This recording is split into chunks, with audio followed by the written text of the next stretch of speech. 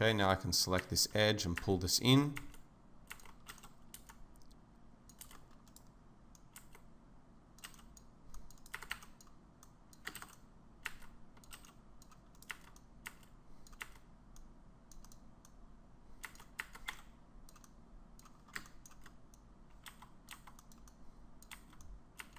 So I'm just, as usual, just cleaning things up here, trying to get the roundness right and the overall volume of this shape right. Now you can start to see the way that cut's working.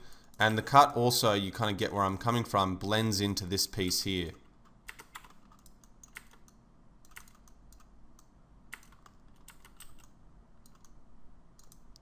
Still quite messy though.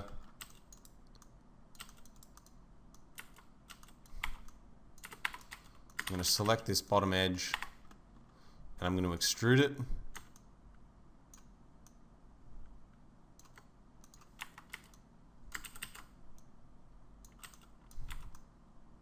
Just so it looks like the piece is actually rounded underneath there and has a place to slot in.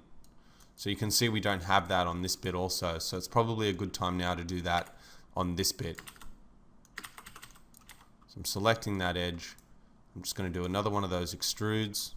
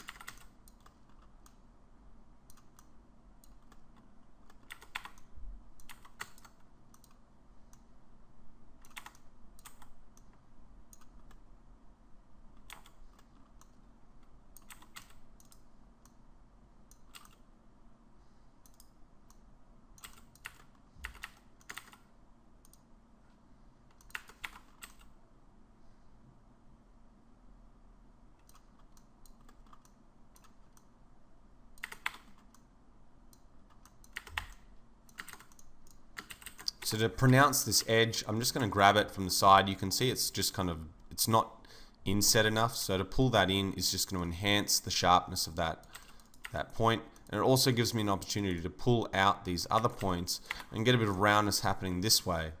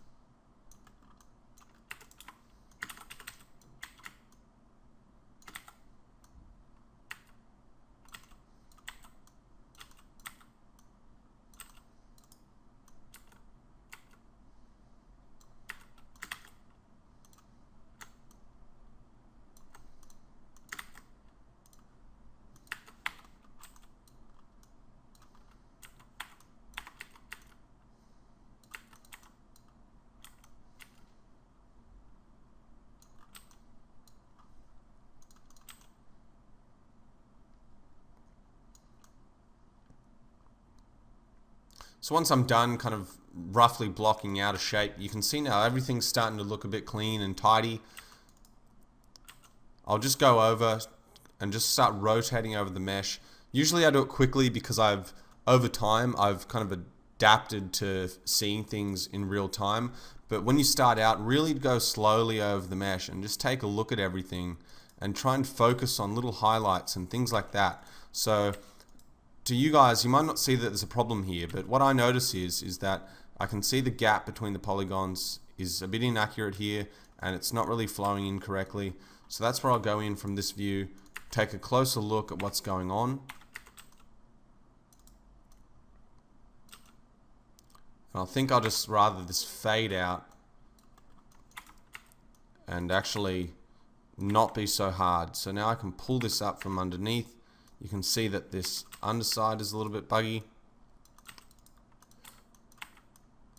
And I'm just looking for little problems like that.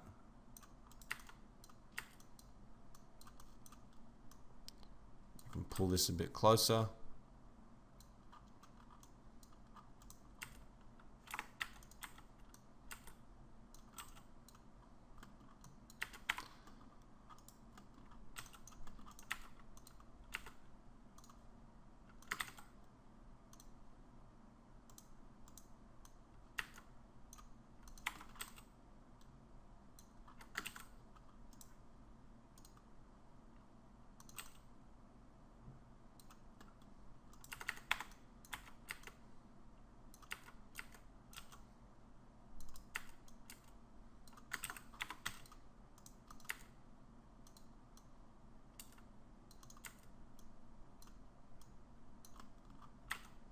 See, little things like that, they're just popping up and it shouldn't be.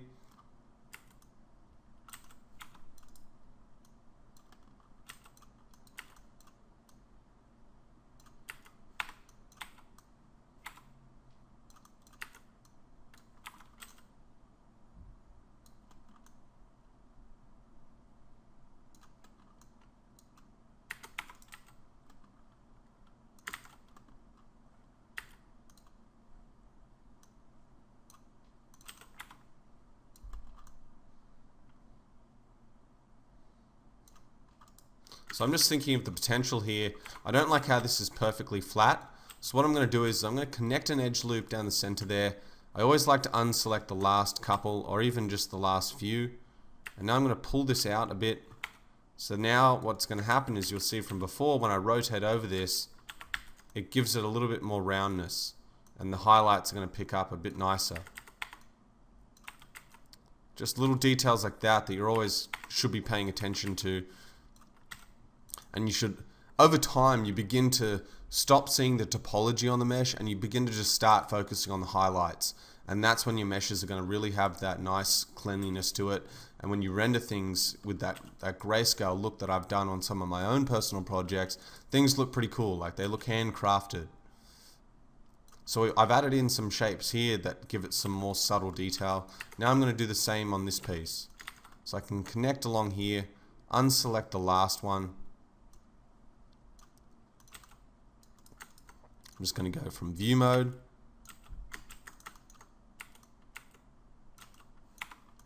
And I'm just going to pull it in like so. Now if it's not 100%, just modify things until they're fitting. And when I mean fitting, I mean like rounded correctly.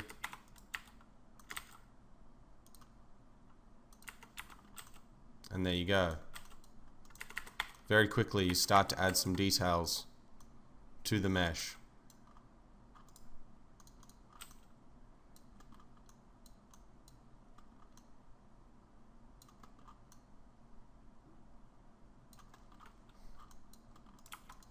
So I'm going to go in, I'm going to select this edge. Actually, I'm going to select the higher edge. I'm going to create a selection from it. So I don't know if I've showed you this yet in the course, but I've selected the edge loop. Now I can click create shape from selection. And what that gives me is a little spline. Now if I enable that spline and give it thickness, what I can do is I can collapse the mesh and just select one of the edge loops. convert it to a poly, and now I've got a polygon selection kind of in the center where I need it to be.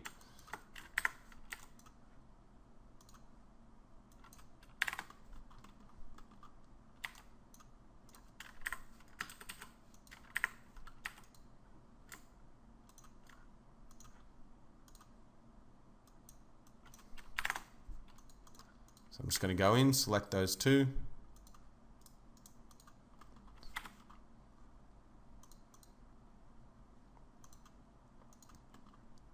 Right, now I can collapse the symmetry on this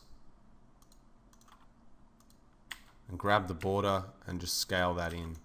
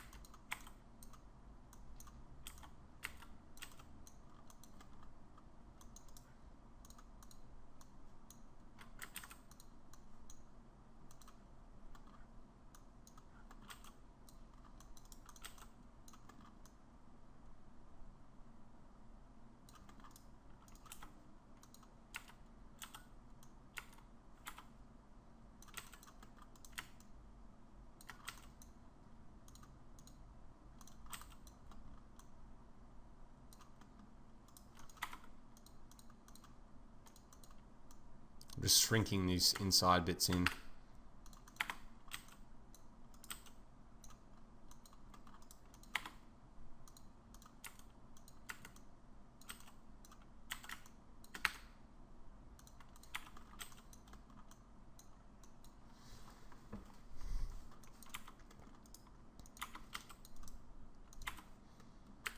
So I'm going to try and add, like usual, one of those little insets.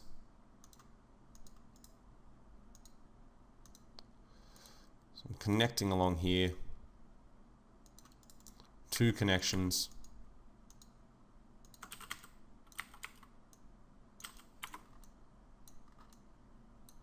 Just like so.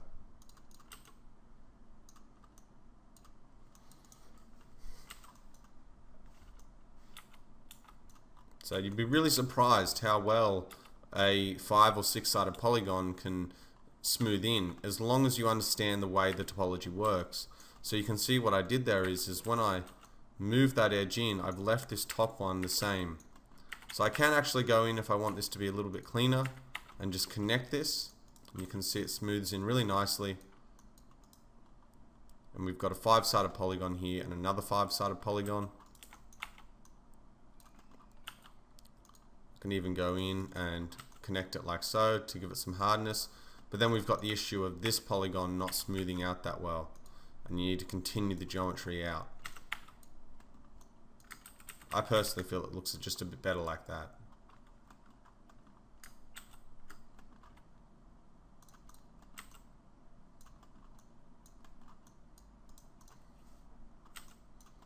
Alright, we're going to add one more inset. See this inset in here?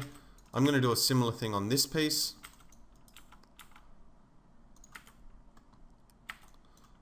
So I'm going to actually make a connection along here.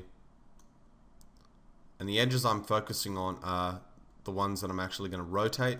So I can just do that connection, delete the ones I don't want. Now with edge constraint turned on, I can just rotate these into position.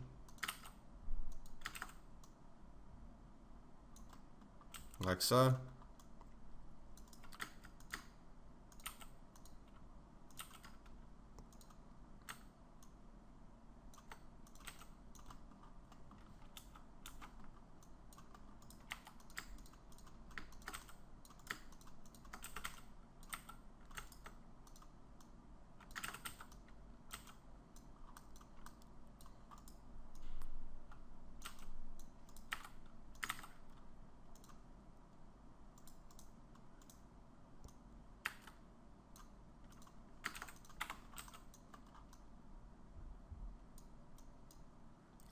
It's just another type of detail that I can add in.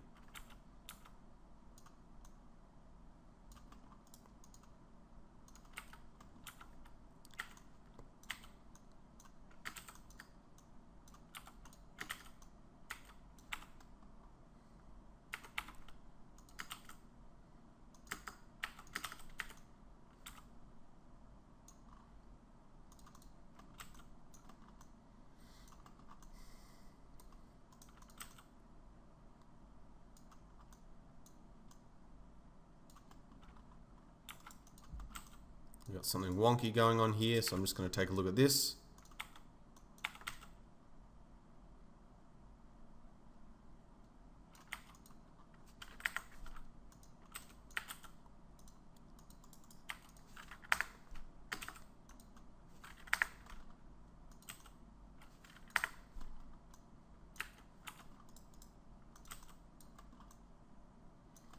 So actually this is a good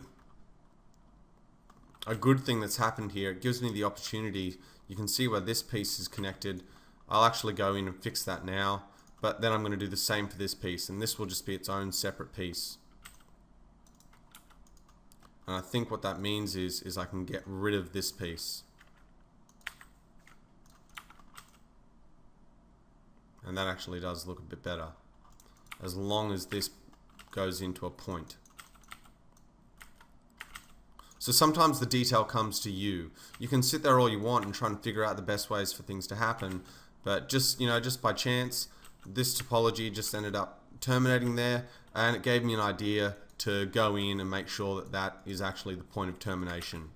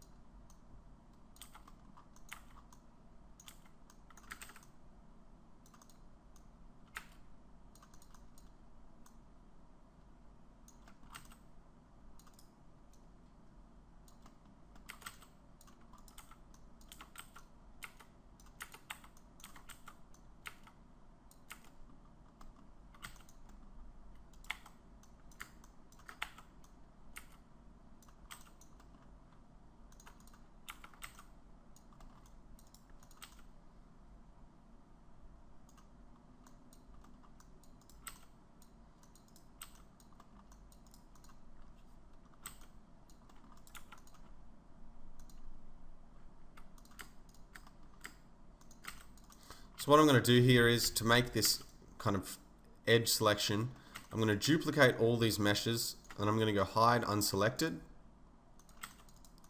And I make sure to duplicate those as a copy, not as an instance, because you don't want to turn off these features and then go in and have that effect on the mesh you just had. So I'm going to go in and I'm going to attach all three of these meshes. I'm just going to get the selection there.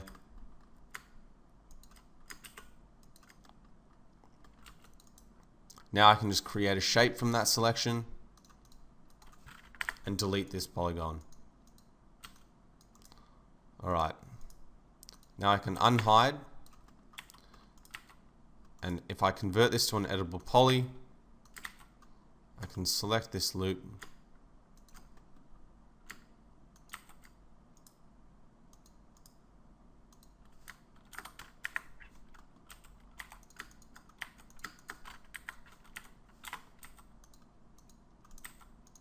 Just going to target weld these together. Just very quickly deleting the points that just make no sense.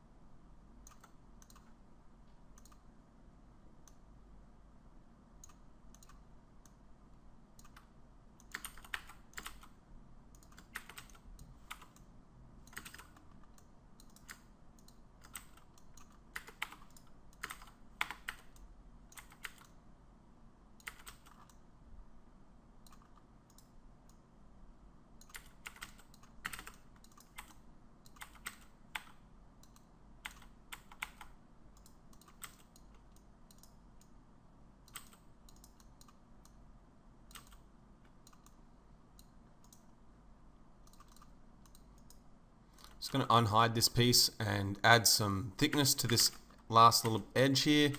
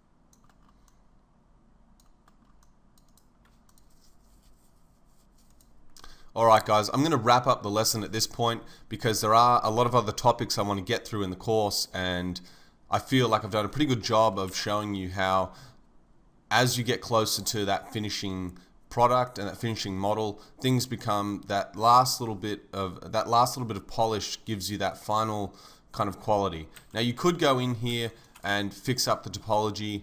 For example, by going in here, what you might be able to do is I can connect some loops and then just connect these up. Just basic cleaning stuff like this. And all I'm trying to do here is just minimize the amount of wobbling in the surface. Now, it's not essential to go in and do this. For personal projects, I wouldn't worry so much, but you can definitely go in and spend that last little bit of time trying to, terminate edge loops. But the point of this is I wanted to make sure that you knew that things don't really have that final quality like in my portfolio right up until the last little bit of detail that you add. It's kind of it all comes down. You can see for the first 6 hours of this recording, it didn't really look like much. There wasn't, you couldn't see any of these cool little features, and it was just more about blocking the overall shape. And that's where that design theory comes into play. Being able to patiently wait until you're happy, until you've moved things around enough so that you know exactly where you could have taken the mesh and seen how it can go wrong. And I mean, it's just a trial and error process. Now, obviously, if you're working from concept images, it'd be much faster. But the whole point of this workflow is that you're designing in real time from your head, and you're trying to be as creative as possible. I never really enjoyed the process of having an exact reference image up and then just constantly, flicking back and forth, trying to make everything perfect. I found a lot more enjoyment through just spending a little bit more time and creating something that was truly unique to myself and the style I was trying to push through. Alright, thanks heaps guys. I hope you enjoyed these lessons. The next one is going to be on a totally different topic, and I'll update you guys on that in as soon as possible. But in the meantime, I'm going to be trying to get out the next Mastering V-Ray lesson, but I will have another hard surface lesson out before the finale of Mastering V-Ray. So at the moment, I feel like I'm slightly ahead on the hard surface course just due to the fact that these last 3 lessons were all 3 hours long. So there's been quite a lot of content put out. But also please remember that even if there are some delays in getting new lessons out, there is going to be 18 to 20 lessons on this course. So we're only about halfway at the moment. Alright, thanks heaps guys. See you next time.